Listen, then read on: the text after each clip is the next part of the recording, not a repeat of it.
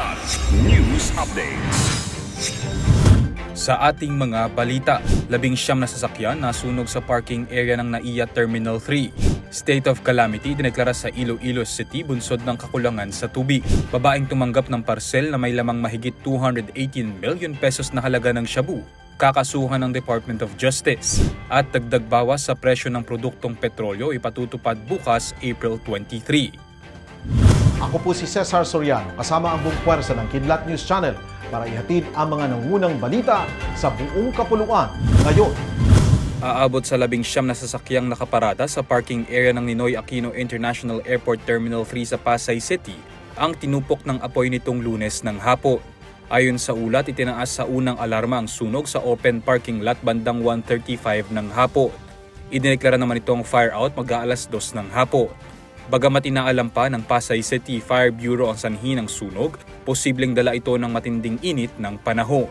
Nilinaw naman ng Manila International Airport Authority o MIAA na hindi apektado ng sunog ang operasyon ng NAIA Terminal 3. Isinailalim sa state of calamity ngayong araw ang Iloilo City, bunsod ng kakulangan sa supply ng tubig.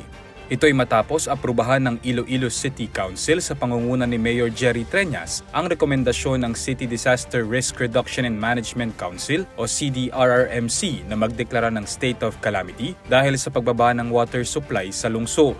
Dahil dito, maaari nang gamitin ng pamahalaang lungsod ang pondong mula sa Quick Response Fund na aabot sa 12.54 million pesos para sa pagkuha at paghatid ng tubig sa lahat ng apektadong barangay. Inirekomenda ng Department of Justice o DOJ ang paghahain ng kaso laban sa babaeng tumanggap ng mga parsel na naglalaman ng 31 kilograms ng shabu o aabot sa 218.48 million pesos ang halaga mula Zimbabwe sa isang warehouse sa Ninoy Aquino International Airport o NAIA Complex kamakailan. Ito'y matapos magpositibo sa presensya ng shabu ang naturang kontrabando nang dumaan ito sa pagsusuri ng Philippine Drug Enforcement Agency o PDEA Laboratory Service. Batay sa ulat ng ahensya, mahaharap ang claimant na si Christine Tignares sa mga kasong paglabag sa Article 2 at Section 4 o Importation of Dangerous Drugs ng Republic Act 9165 o ang Dangerous Drugs Act at Section 1401 o Unlawful Importation or Exportation sa ilalim ng RA 10863 o ang Customs Modernization and Tariff Act. Pagbabahagi ni Justice Secretary Jesus Crispin Remulla, ang pagkakaaresto kay Tignares ay magsilbisa ng babala sa iba pang sangkot sa ilegal na droga. Aniya, hindi sila titigil hanggat hindi pa nila naaabot ang ultimate goal na gawing 100% drug-free ang bansa.